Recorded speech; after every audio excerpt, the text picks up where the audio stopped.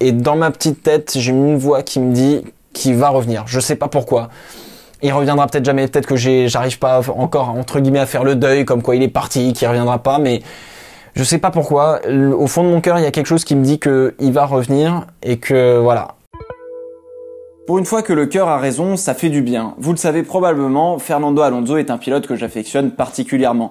Je l'affectionne pour sa combativité en piste, son agressivité sur ses attaques, son sens et son intelligence de la course, mais surtout sa hargne. Oui, Fernando Alonso revient en Formule 1 en 2021 chez Renault, aux côtés d'Esteban Ocon. Et alors là, on a beaucoup à dire. Quelques pilotes de grand talent ont fait un comeback, piqués au vif par l'adrénaline qu'il n'y a pas mieux que de piloter une Formule 1.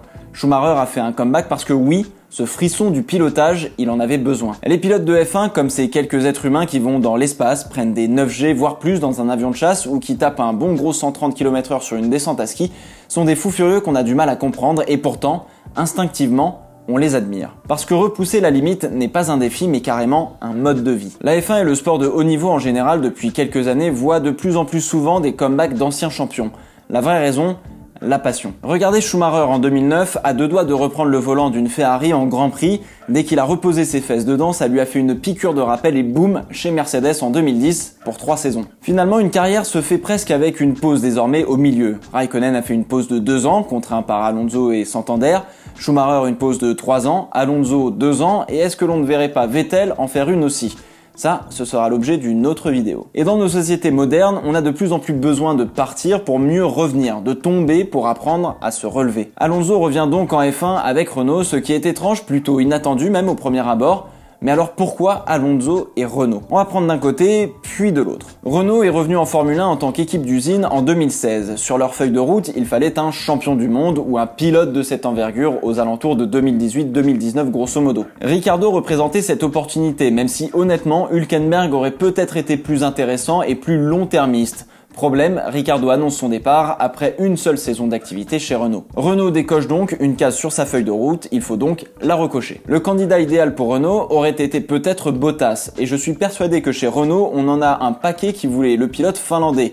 Je serais pas surpris qu'un Alain Prost, par exemple, aurait milité pour ce choix, puisqu'il y a un certain nombre de ressemblances, on va dire, entre les deux. Sauf que Bottas, entre choisir de continuer avec Mercedes, jouer des victoires et le titre, et Renault, bon bah y a pas photo. D'ailleurs, je ne serais pas surpris non plus que certains chez Renault aident le management de Russell à pousser Bottas vers la sortie pour pouvoir le récupérer. Ah oui les gars, c'est pas non plus le monde des bisounours, hein, c'est un peu plus House of Cards la F1. Sinon on avait un autre choix beaucoup plus ballsy, voire très risqué, la filière jeune pilote. Zhou, qui a impressionné lors du premier week-end de cette saison, n'a pas encore sa super licence. Mais c'est une question de temps. Mais le pilote chinois, malgré sa saison 2019 solide et une bonne entame 2020, serait-il prêt à prendre le rôle de numéro 2 avec Ocon pour développer une nouvelle voiture sur une nouvelle réglementation? On se retrouve toujours sur l'éternel problème des filières jeunes pilotes. Il faut toujours 2 conditions.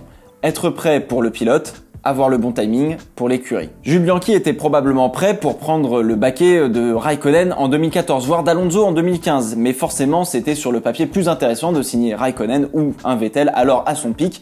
Le pilote était prêt, mais ce n'était pas encore le bon timing. Le bon timing est arrivé pour Norris par exemple. Van Dorn se faisait malheureusement laminer par Alonso et Alonso allait partir.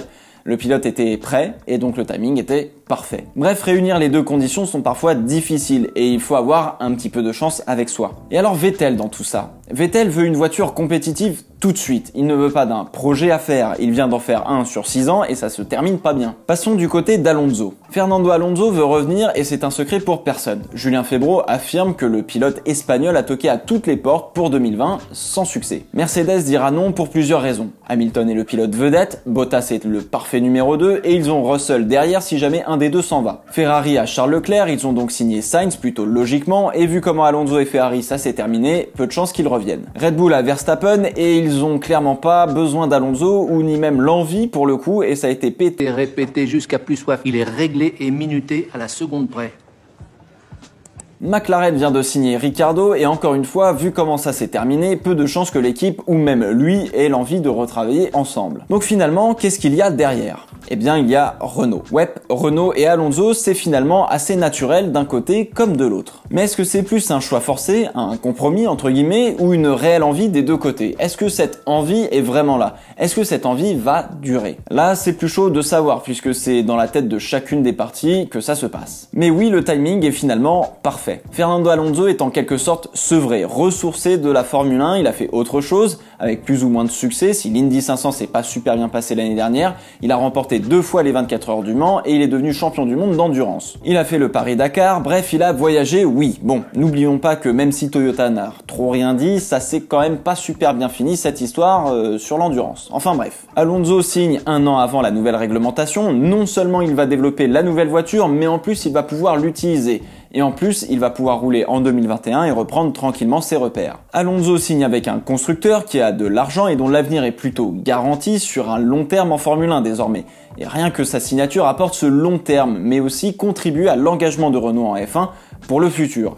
Et tant mieux. Mais encore une fois, rien n'est figé, ne l'oubliez jamais. Alors on dit aussi qu'il connaît bien l'équipe. Les gars, il s'est passé 15 ans depuis son dernier titre, c'est absolument pas la même équipe, c'est la même marque, mais c'est totalement différent. Un peu comme quand il a signé chez McLaren en 2015 finalement. Mais au-delà de ça, il va apporter l'expérience nécessaire à Renault et ça, c'est très important. C'est donc un pari risqué des deux côtés, mais plus le pari est risqué, généralement, plus il peut rapporter gros. Il n'y a aucune garantie que Renault sorte la voiture pour 2022. Ils n'ont pas d'ingénieur star, entre guillemets, comme c'est le cas pour Red Bull avec Adrian Newey ou chez McLaren avec James Kay. Et il n'y a aucune garantie qu'Alonso a changé pendant ces 2 ans et que cela va bien se passer. On n'a aucune idée de comment, à presque 40 ans, Alonso va justement avoir la plus grande détermination d'amener une équipe au top. C'est un sacré challenge et c'est très risqué pour les deux parties. Mais au final, face à la concurrence, est-ce que ce n'est pas cela qui va le plus les souder? Seul l'avenir nous le dira. Dans tous les cas, je suis ultra en kiff de voir un champion du monde de la trempe d'Alonso de revenir en Formule 1, car pour une fois, chez moi, le cœur a pris le dessus sur la raison et ça, on aime. Mais attention, ce n'est pas Alonso qui fera tout le boulot, et ça, il faut bien en être conscient. Il va falloir recruter et organiser une structure digne d'un champion du monde. Et vous, le retour d'Alonso, vous en pensez quoi ?